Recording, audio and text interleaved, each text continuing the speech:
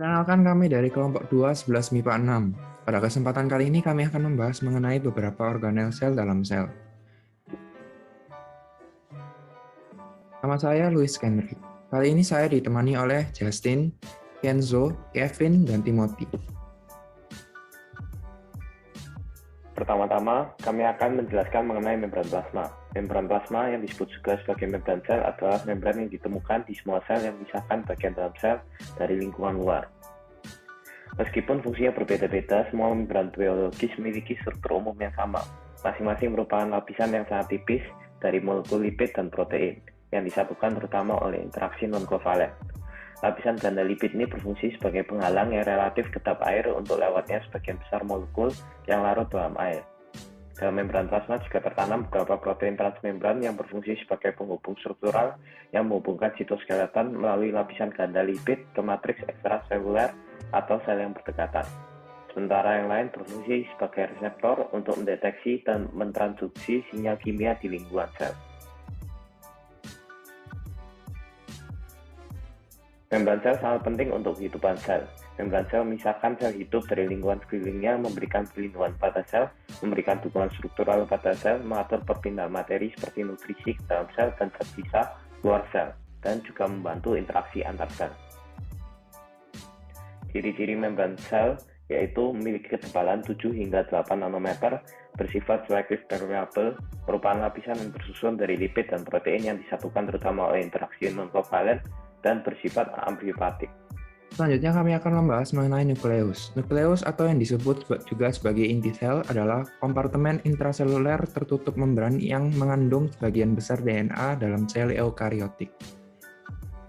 Struktur nukleus yang pertama adalah membran inti. Membran inti mengatur pertukaran zat dari luar inti sel ke dalam inti sel dan sebaliknya. Yang kedua adalah nukleoplasma, yang merupakan cairan kental transparan yang terdapat pada inti sel yang memiliki fungsi seperti sitoplasma. Yang ketiga ada nukleolus, yang merupakan bagian dari nukleus yang terletak pada bagian dalam inti sel yang tersusun atas zat fosfoprotein, DNA, ortosfat, dan beberapa enzim lainnya. Fungsi nukleus memiliki peran yang sangat penting dalam keberlangsungan aktivitas sel. Nukleus mengandung sebagian besar gen atau informasi genetik dalam sel eukariot. Kemudian, nukleus juga mensintesis RNA ribosom dan RNA duta. Terakhir, nukleus juga mengarahkan sintesis protein. Ciri-ciri nukleus yang pertama, memiliki diameter sekitar 5-6 micrometer.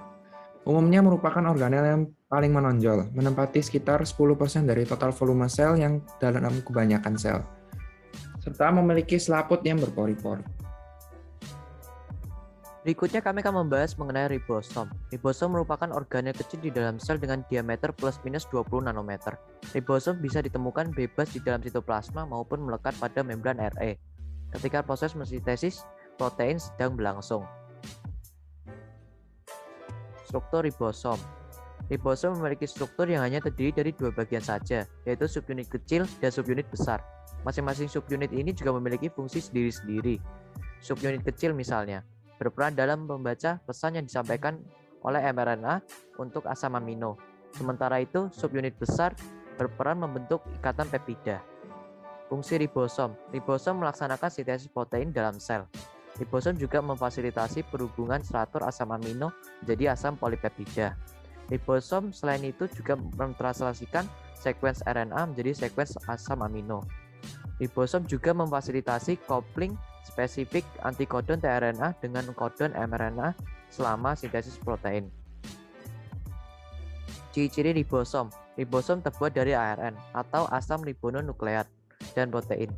Ribosom juga memiliki dua subunit, yaitu satu subunit besar dan satu subunit kecil. Ribosom juga dibedakan menjadi dua jenis, ribosom bebas dan ribosom terikat. Mitokondria adalah suatu organel kecil yang mengambang di seluruh sel dan menjadi tempat berlangsungnya fungsi respirasi sel. Mitokondria terbuat dari dua membran, yaitu membran luar menutup organel dan membungkusnya, sedangkan membran dalam, mitochondria, berfungsi untuk memperluas permukaan membran untuk reaksi respirasi. Lalu ada matriks, yaitu cairan di antara ruang-ruang cista. Mitokondria juga memiliki ribosom yang berfungsi untuk membentuk protein dan juga memiliki DNA sendiri. Mitokondria sendiri memiliki fungsi yang sangat penting, yaitu untuk menghasilkan energi dalam bentuk ATP. Fungsi lain dari mitokondria adalah sebagai pengatur kematian sel, produsen panas tubuh, dan penyimpan kalsium. Berikutnya ciri-ciri mitokondria yaitu ditemukan pada banyak sel eukariotik termasuk tumbuhan, hewan, fungi, dan banyak protista, dan beberapa sel memiliki sebuah mitokondria besar, namun kebanyakan sel memiliki ratusan bahkan ribuan mitokondria. Demikian penjelasan kami mengenai beberapa organel sel. Terima kasih atas perhatiannya. Sampai jumpa kembali.